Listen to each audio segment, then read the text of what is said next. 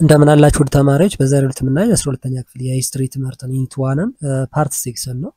ከፓርት 1 እስከ 5 ከዚህ በፊት የሰራ ነው አለ ጥያቄዎችና ቱቶሪያሎችን ያስቀመጥንበት እዚህ የዩቲዩብ ቻናል ላይ ማየት ትችላላችሁ። ዩኒት 1 the development of capitalism and nationalism የሚለውን from the 1815 to the 1914 ድረስ ያለውን ቶፒክ ማጠቃላይ 180 ጥያቄዎችን አዘጋጅተናል። እነዚህ ጥያቄዎች ዩኒቱን በደንብ ለመረዳትና በቀላሉ አንደርስታንድ ለማድረግ ለኢንትራንስ ኤግዛም እንዲሁም ደግሞ ለክፍላችሁ የፈተና ዝግጅት የሚያግዟችሁ ጥያቄዎች ናቸው። እነዚህን ጥያቄዎች አብረን እንሰራለን። ሂስትሪ ብቻ ሳይሆን ሌሎች የትምህርት አይነቶችም እንደ ጂኦግራፊ እና ኢኮኖሚክስ፣ ማቴማቲክስ እና እንግሊሽ እንደዚሁ እየሰራን እንገኛለን። እነዚህንም ተከታተሉ። ለዚህ የዩቲዩብ ቻናል አዲስ ከሆናችሁና ሰብስክራይብ ካላደረጋችሁ ሰብስክራይብ እያደረጋችሁ ቤተሰብ ሁኑ። አብረን እንቀጥላለን። አሁን ወደ ቶፒኩ እንለፍ። 91 what was the final act of Italian unification in 1870? A.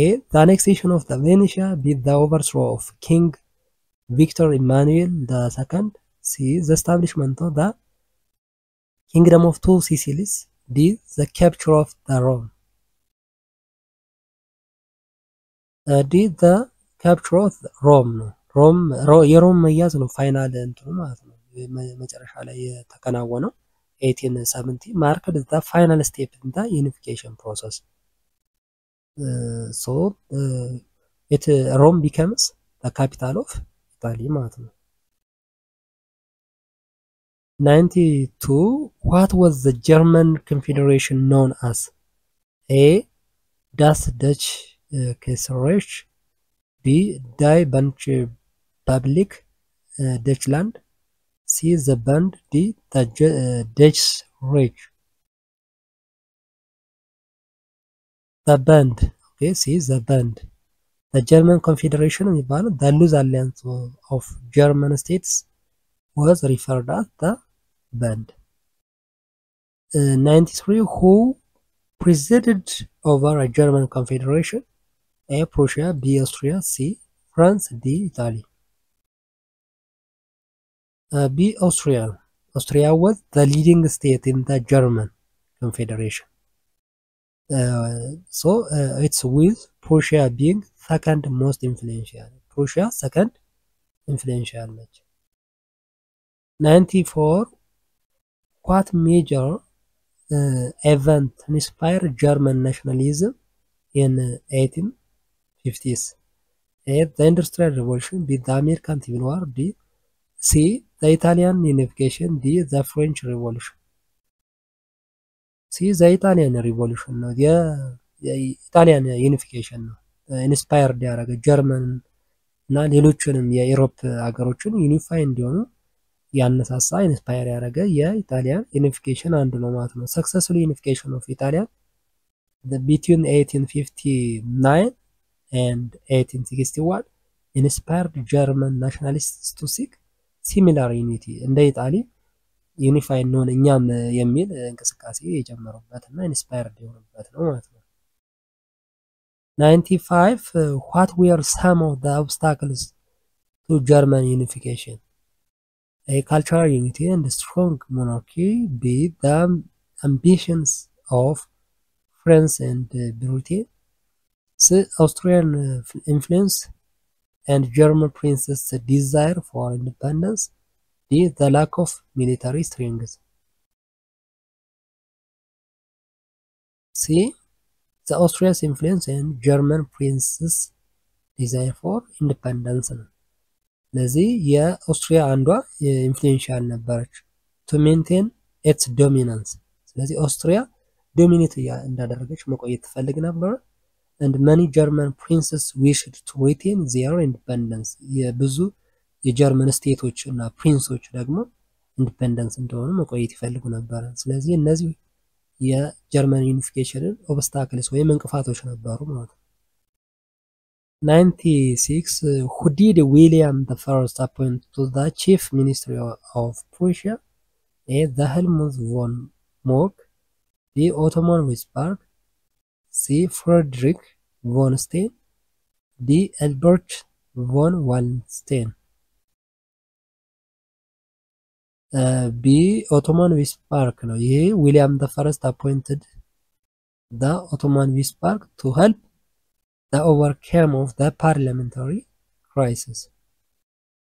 97. How did Bismarck secure additional taxation for military reforms? A. Through the public referendum. B. By negotiating with Austria. C. Without the consent of parliament. D. By appealing to the German princes. C. Without consent of parliament. Bismarck managed to collect necessary funds without parliamentary approval. ፓርላሜንት አፕሩቭ ሳያደርገው ነው ራሱ በራሱ ጊዜ ኮሌክት ለማድረግ የሞከረ የነበረው። 98. What was a major challenge for Bismarck in unifying Germany?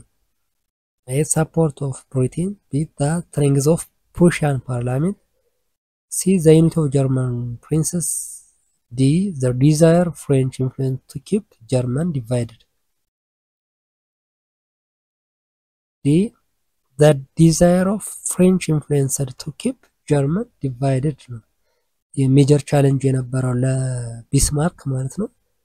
የፍሬንች ኢንፍሉዌንስ ነበረ ጀርመን እንደተከፋፈለች እንድትቆይ የፍሬንች ፍላጎት ነበረ። ይሄ ደግሞ ለቢስማርክ ትልቅ እንቅፋት ሆኖበታል፣ ቻሌንጅ ሆኖበታል። 99. Which countries did Bismarck seek to maintain good relations with? A. France and Britain. B. Italy and Austria. C. Russia and Italy. D. Prussia and Russia. D. Prussia and Russia ነው ጉድ ሪሌሽንስ የነበረው ከነዚህ ከሁለት ሀገራት ጋር ነው ይሄ ቢስማርክ ማለት ነው። 100. What common interest did Prussia and Russia share? A. Expanding their territories. B. Opposing Polish nationalism. C. Enhancing military power. D. Forming a trade alliance. B. Opposing Polish nationalism. Both nations had significant Polish populations and sought to suppress Polish nationalist movements. የፖሊሽ ናሽናሊስት ሙቭመንት ወይም ናሽናሊዝምን ኦፖዝ ያደርጉ ነበር ሁለቱም ሀገራት ፕሩሺያ ራሺያ ማለት ነው። 101. What was the result of the Danish War in 1864? A. Prussia lost its territory. B. Denmark was strengthened. C. Prussia and Austria defeated Denmark and acquired Schleswig-Holstein. D. Austria gained control over Prussia. C. Prussia and Austria defeated Denmark ነው ከዛ acquired Schleswig-Holstein ማለት ነው። 102. What significant event occurred in 1866? A. The Austrian-Prussian War. B. The unification of Germany. C. The Franco-Prussian War. D. The establishment of the German Empire. Okay. A. Austro-Prussian War ነበረ in 1866. Okay. Bismarck orchestrated the Austro-Prussian War which led to Prussia victory. የፕሩሺያስ ቪክቶሪ ነው ፕሩሺያኖች ያሸነፈች በዚህ ጦርነት changed the balance of power in Germany. ስለዚህ የጀርመን ያለውን የፓወር ባላንስ ያደረገ ወይም ቼንጅ ያደረገ ነበር ማለት ነው የጦርነት። 103. What was the outcome of the Battle of Kingeres? A. The major defeat of Prussia. B. The decisive victory of Prussia. C. The armistice or between Prussia and Austria. D. Intervention of France. B. A decisive victory of Prussia. So the Battle of Kingeres was a significant victory of Prussia that led to exclusion of Austria from German affairs. Austria ከጀርመን አፌር ኤክስክሉድ የማድረጉ ነበር ይሄኛው። 104. What was formed as a result of Austro-Prussian War? A. The German Empire. B. The League of Nations. C. The Holy Roman Empire. D. The Roman German Confederation. The Roman German Confederation. So Roman German Confederation was established, comprising Prussia and states that had supported in the war. 105. What was the final war that led to German unification? A. Franco-Prussian War. B. Austro-Prussian War. C. Danish War. D. 7 Weeks War. A. ፍራንኮ-ፕሩሺያን ዋር ነው የመጨረሻው ማለት ነው። ጀርመን ዩኒፋይ ለማድረግ የተደረገው ጦርነት የፍራንኮ-ፕሩሺያን ዋር ይባላል።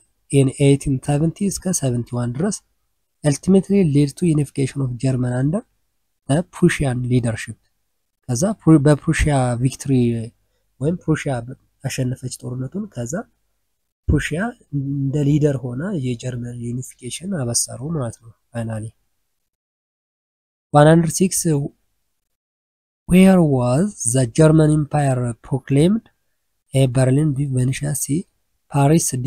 Palace of Versailles. D. Palace of the Versailles. The proclamation of the German Empire took place at the Palace of Versailles, symbolizing French humiliations. 107. What title did William I hold after the unification of Germany? A. Chancellor of Germany. B. President of Confederation. C. King of Prussia. D. The German Emperor. The German Emperor ነው የዊሊያም ዘ ፈርስት ስሙ ወደ ምን ሆነ ማለት ነው ጀርመን ኢምፐረር ሆነ after the unification። 108. What role did Otto von Bismarck play in the unification of Germany? A. He was military general. B. He was a chief architect of German unification through political and military strategy. C. He was a philosopher who inspired German nationalism. D. He opposed the unification efforts. B. He was the chief architect of German unification through political and military strategy. So Bismarck skillfully maneuvered through political and military challenges to achieve the German unification. 109. What was the key element of Bismarck's strategy for unification? A. Emphasizing democratic reforms. B. Encouraging public debates. C. Utilizing military force when necessary. D. Fostering independence among states. C. The utilizing military force when necessary ማለት ሲያስፈልግ ያው ሚሊታሪን መጠቀም አለብን የሚል ነው የቢስማርክ። ሌላም የፖለቲካል ስትራቴጂ የነበረው። So Bismarck recognized that military conflict was essential to overcome Austria and secure German. ስለዚህ የጀርመን ዩኒቲ ሴኩር ለማድረግ ከአውስትሪያ ጋር የግድ ምን መሆን ነበረበት አለ በዋር ወይም ደግሞ ኮንፍሊክት የግድ እንደሆነ ያው ይሳይዝ አድርጓል ማለት ነው። 110. What was the relationship between the North German Confederation and the German Empire? A. They were completely separate states entities. B. The Confederation was precursor to the German Empire. C. The Confederation opposed the Empire. D. The Empire dissolved the Confederation. B. The Confederation was precursor to the German. Okay, so North German Confederation led to the groundwork for the later establishment of the German Empire. 111. Why did Bismarck seek to exclude Austria from German affairs? Bismarck Austrian ከጀርመን አፌር ያስወጣት ለምንድን ነው? A. Austria was a rival for German leadership. B. Bismarck wanted to form alliance with France. C. Austria had powerful navy. D. Austria support Polish nationalism. A. Austria was a rival for German leadership. So Bismarck sought to diminish Austria's influence to unify Germany under Prussian dominance ማለት ነው። የፕሩሺያ ዶሚኔት አድርጋ የጀርመንን ዩኒፊኬሽን ለማብሰር ነበር የፈለገው ማለት ነው። 112 what characterized the nationalism that Bismarck promoted compared to earlier movements? A. It was more liberal and democratic. B. It emphasized authoritarianism and real politics. B. It focused solely on economic unity. B. It advocated for immediate independence of all states. B. It emphasized authoritarianism and real politics. Okay, so Bismarck's approach shifted German nationalism from its earlier liberal ideas to more pragmatic and authoritarian status. 113 which event triggered the secession of southern states? A. The Dred Scott decision. B. The selection of Abraham Lincoln. C. The publication of Uncle Tom's Cabin. D. The Fugitive Slave Act. B. The election of Abraham Lincoln. ይሄ ምንድነው የአሜሪካን እንትን ጊዜ የነበረ ማለት ነው። ሶ አብርሃም ሊንከን elected in 1860 was viewed by the southern states as direct threat to slavery, promoting them to cede from the union ማለት ነው። ስለዚህ የዩኒየኑ አንድነቱ እንዳይፈጠር የነበረው ትሪገር ያደረገው አንዱ እንትን አብርሃም ሊንከን የኖርዙ ፕሬዝዳንት ሆኖ ሲመረጥ ማለት ነው። የኖርዝ አሜሪካ ይሄ ስለ አሜሪካ ታሪክ ነው የሚያወራው ይሄ። ስለዚህ ደቡቦቹ ያው ስሌቭ ላይ እንዲቆዩ ይፈልጉ ነበር ሳውዝ አሜሪካንስ፣ ሰሜኖቹ ግን በአብርሃም ሊንከን አማካኝነት ዩናይትድ ሆነው ስሌቭን ይቃወሙ ነበር፣ ስሌቭ ትሬድን። 114 how many states formed the Confederate States of America? 8, 10, 15, 13, 11. 11. So 11 southern states declared their secession ወይም ኢንዲፔንደንስ ይመገንጠል ማለት ነው። formed Confederate States of America ወይም ደግሞ ራሳቸውን የቻሉና ኢንዲፔንደንት ስቴት ሆነው መቆየት የፈለጉበት ነው ይሄ ማለት ነው። 115 what was one major economic issues between the north and south? A. currency standardization. B. tariffs. C. taxation on exports. D. trade with Europe. tariffs south wanted to low tariffs southዎቹ ማለት ነው to ensure cheaper imports while north favored protective tariffs to support the industryን support ለማድረግ ሃይ ታሪፍ ደግሞ ይፈልጉ ነበር እነዚህ ኖርዞቹ ማለት ነው። 116 what was the primary issue that led to the civil war in America ማለት ነው in USA? A. states rights. B. economic difference. C. slavery. D. westward expansion. C. slavery ነው ፕራይመሪ ኢሹ slavery ነው። ሰሜኖቹ slavery መቆም አለበት ይላሉ፣ ደቡቦቹ ደግሞ slavery መኖር አለበት ይላሉ። ምክንያቱም ደቡቦቹ በአግሪካልቸር ነው አሁን ስቲል እንትን ይሉ የነበረው እስከ ጦርነቱ ድረስ ማለት ነው። ሶ ዋና ፕራይመሪ ኮዙ states rights and economic issues were significant. Slavery was the primary issue that led to secession and civil war. 117 which political party was formed in 1854 to oppose the expansion of the slavery? A. wing party. B. democratic party. C. republican party. D. free soil party. ሲ ሪፐብሊካን ፓርቲ ነው። ሪፐብሊካን ፓርቲ የሰሜኖቹ በአብርሃም ሊንከን የሚመራው ማለት ነው።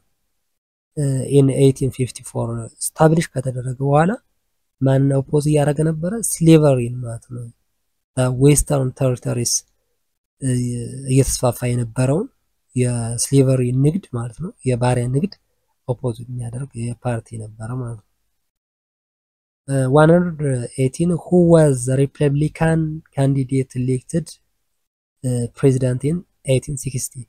A. Ulysses S. Grant, B. Abraham Lincoln, C. Stephen D. Douglas, D. Jefferson Davis. አብርሃም ሊንከን ነው አይደል የተመረጠ አስ ፕሬዚዳንት።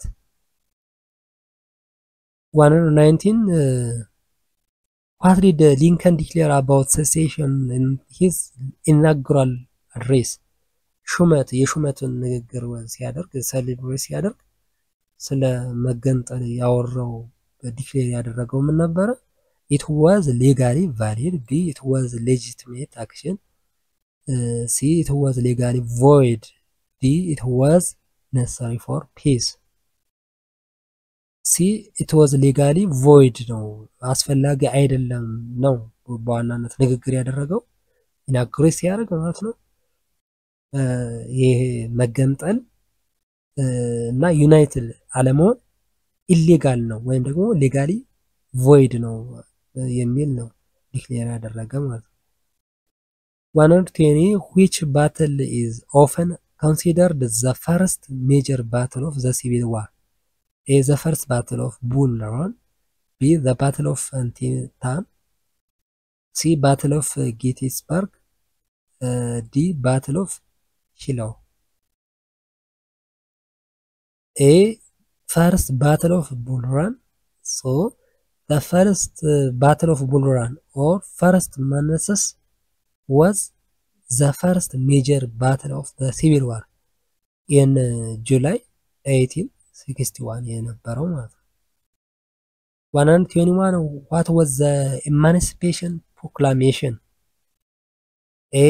a law passed by Congress, B. a speech given by Lincoln, C. declaration freed slaves in rebel held territory, D. a military strategy.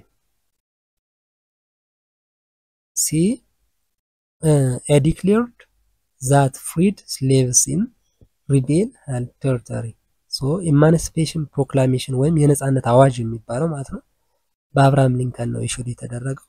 issued by Lincoln in 1862 declared that all slaves in states in rebellion against the Union would be free as January 1 1863 ጀምሮ ማለት ነው። ስለዚህ ለስሌቨሪዎቹ ነጻነትን የሰጠ ነው የኤማንሲፔሽን ፕሮክላሜሽን። 122 why did the North emphasize fighting against slavery? ሰሜኖቹ ለምንድን ነው አጌንስት የሆኑት ከስሌቨሪ? A. to gain support from European nations, B. to punish the South, C. to maintain the Union, D. to promote economic growth. A. to gain support from the European nations. So by framing the war as a struggle against slavery, the North aimed to make it politically and morally unacceptable for European nations to support the Confederacy. 123 what was one of the advantages the North had over the South in the Civil War? A. superior military leadership, B. stronger commitment to the cause, C. more cotton production, D. larger population. D. larger population. one advantage of the North ምንድነው በሲቪል ዋር ጊዜ more populated ናቸው more militarized ናቸው. so North had a much larger population than the South, providing greater pool for military recruitments and forces. ስለዚህ ወታደራዊ እንትናቸውን ሰፋ ለማድረግ ጠቅሟቸዋል እነዚህ ኖርዞቹ ማለት ነው። 124 who was the commander of the Confederate Army? A.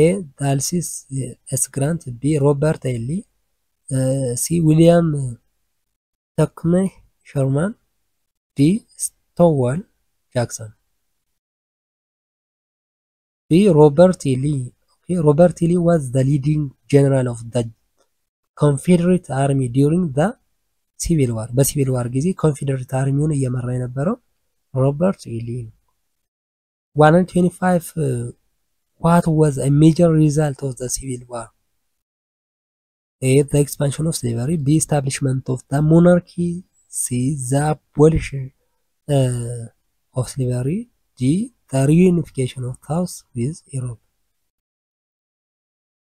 C. Abolition of slavery ነው። as a result of Civil War የእርስ በርስ ጦርነቱ መጨረሻው ምንድነው የሆነው? ስሌቨሪ እንዲቆም አቦሊሽን ይደረግ ተደርጓል ማለት ነው።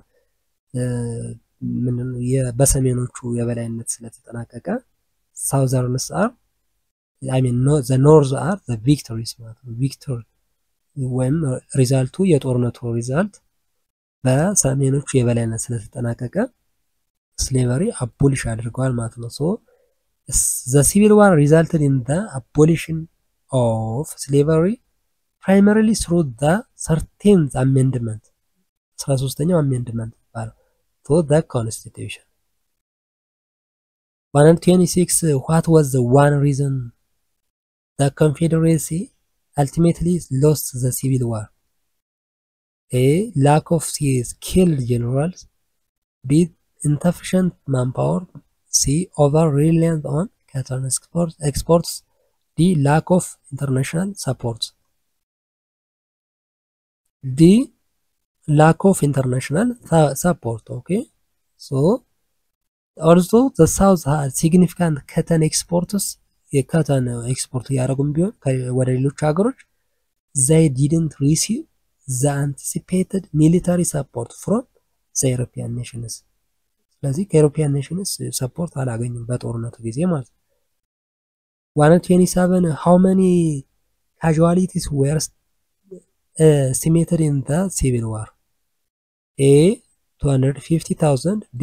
620,000. C. 1 million. D. 1.5 million. B. 620,000 ነበረ ሳክሪፋይ ያደረጉ ወይም በጦርነቱ ህይወታቸውን ያጡ ማለት ነው። the civil war resulted in the approximately 620,000 casualties, making it one of the deadliest conflicts in the American history. በአሜሪካ ታሪክ ይህን ያህል ሰው ህይወቱን አጥቷል ማለት ነው። 128 what did the 14th amendment accomplish? A. Abolition of slavery. B. Prohibited discrimination. C. Granted right to vote to all men. D. Granted citizenship to former slaves. D. Granted citizenship to the former slaves. በፊት ስሌቭ የነበሩ ባሪያ የነበሩትን ሲቲዝንሺፕ የሰጠበት ነው። ይሄ ለህገ መንግስቱ ላይ የተቀመጠው የተሻሻለው 14th amendment የሚባለው ማለት ነው። 129 what was the significance of the Battle of Gettysburg? A. It was first battle of the war. B. It marked turning point in the war in the favor of the Union. C. It was the last battle of the war. D. It resulted in the decisive Confederate victory. B. It marked a turning point in the war in the favor of the Union. So the battle at Gettysburg in July 1863 was a turning point civil war, making the beginning of the decline of the Confederate fortunes. ይሄ ኮንፌዴሬት የሚባለው ዲክላይን እያደረገ እንደሄደና ተርኒንግ ፖይንት ነበረ ማለት ነው። ይሄ ባትል ኦፍ ጌትስበርግ። 130 who assassinated Abraham Lincoln? A. John Wilkes Booth. B. Lee Harvey Oswald. C. Jefferson Davis. D. George McClellan. A. John Wilkes Booth. Okay, Abraham Lincoln was assassinated by the John Wilkes Booth, a Southern sympathizer, on April 14, 1865. ስለዚህ 1865 ነው አሳሲኔት የተደረገ አብርሃም ሊንከን ወይም የተገደለ ማለት ነው ባይ ጆን ዊልክስ በሚባል የደቡብ አቀንቃኝ ማለት ነው። የደቡብ አሜሪካው የፖለቲካ አቀንቃኝ ልንለው እንችላለን። 131 what was the primary goal of the union at the start of the civil war? A. to end slavery. B. to maintain the union. C. to promote civil rights. D. to expand westward. B. to maintain the union. primary goal ዩኒየኑ እንዲስፋፋ ነው። የዩናይትድ ስቴትስ እንድትመሰረት ማለት ነው። the union's primarily goal at the beginning of the civil war was to preserve the United States as a unified nation. እዚህ ዩናይትድ ስቴትስ ዩኒፋይድ ኔሽን እንድትሆን ነበር ዋና ዓላማው ሲቪል ዋሩም የተካሄደው ማለት ነው። 132 what was the outcome of the civil war for southern political leaders? A. they regained control immediately after the war. B. they became leaders in the reconstruction efforts. C. they were awarded new rights. D. they had no impact on immediate post-war decisions. D. they had no impact on immediate post-war decisions. ከጦርነት በኋላ ለነበረ ዲሲሽን ምንም ኢምፓክት አልነበራቸውም እነዚህ ሳውዘርኖቹ ማለት ነው። ለምን? በኖርዝ ስለተሸነፉ እና ኖርዝ የበላይነቱን ስለያዘ after the civil war southern political leaders had virtually no influence over the immediate post-war decisions regarding reconstruction ማለት ነው። ስለዚህ እንደገና ሲደራጁና ዩናይትድ ሲሆን አሜሪካ ምንም ኢምፓክት አልነበራቸውም ሞር ያ ደቡቦቹ ፖለቲካል ሊደርስ። 133 what did the 15th amendment? A. abolished slavery. B. granted citizenship. C. guaranteed the right to vote regardless of race. D. establishment in income tax. C. guaranteed the right to vote regardless of race ነው። ስለዚህ እንዲመርጡ የራይት የሰጣቸው መብት የሰጣቸው ነው የ15ኛው አሜንድመንት የሚባለው ማለት ነው። 134 which side initially had advantage of military leadership? A. the north. B. south. C. neither side. D. both sides equally. B. south ነው። የሚሊታሪ ሊደርሺፕ አድቫንቴጅ የነበራቸው ለሳውዞቹ ነበር። ኢኒሻሊ ሞር ኤክስፒሪየንስ ሚሊታሪ ሊደርስ ነበራቸው ሳውዞቹ ማለት ነው። which contribute to their early success in the war. 135 what was one effect of the Emancipation Proclamation? A. it ended the war immediately. B. it increased support for the Confederates in Europe. C. it allowed African American troops to join the Union Army. D. to return control of the southern states of the Confederacy. C. it allowed African American troops to join the Union Army. ስለዚህ ይሄ ኢማንሲፔሽን ፕሮክላሜሽን አንዱ ምንድነው? አንዱ ኢፌክት ማለት ነው። ኦኬ ሶ the Emancipation Proclamation encouraged the recruitment of the African American soldiers. ስለዚህ ይሄ የነጻነት አዋጅ የተባለው ማለት ነው እነዚህ አፍሪካን አሜሪካን ሶልጀር እንዲኖሩ ወይም አፍሪካን አሜሪካን ወታደሮች እንዲኖሩ እና into the Union Army እንዲቀላቀሉ ወደ ዩኒየን አርሚው እንዲቀላቀሉ ያደረገ ነው ማለት ነው። so it allowed them to fight to their freedom ለነጻነታቸው እንዲታገሉ የሰጣቸው ራይት የሰጣቸው ነው። ይሄ አንዱ ኢፌክት ኦፍ the Emancipation Proclamation የሚባለው ማለት ነው። ኦኬ የፓርት 6 ጥያቄዎች በዚህ መልኩ ጨርሰናል። ፓርት 7 እና የመጨረሻውን የሚቀጥለው ይዘን እንቀርባለን። ሌሎች ሞዴል ኤግዛሞችን ያዘጋጀናቸው አሉ። ሞዴል የሂስትሪ ኤግዛሞች ለ12ኛ ክፍል ኢንትራንስ ኤግዛም በተለይ ለምትፈተኑ በጣም ኢምፖርታንት የሆኑ ጥያቄዎችን በርካታ ሞዴሎችን አዘጋጅተናል። እነሱንም ይዘን እንቀርባለን። እስካሁን ባሉት ጥያቄዎች ዙሪያ አስተያየት ካለ ኮሜንት ላይ ጻፉልን። ሌሎች የትምህርት አይነቶችንም እንደዚሁ ከ9 እስከ 12ኛ ክፍል ጥያቄዎችንም ቱቶሪያሎችንም እያዘጋጀን እንገኛለን። እነሱን እንድትከታተሉ እንላለን። ለዚህ የዩቲዩብ ቻናል አዲስ ከሆናችሁና ሰብስክራይብ ካላደረጋችሁ ሰብስክራይብ ያደርጋችሁ ቤተሰቡን አብረን እንቀጥላለን። በሚቀጥለው በሌላ ቶፒክ እስከምንገናኝ ሰላም ሁኑ።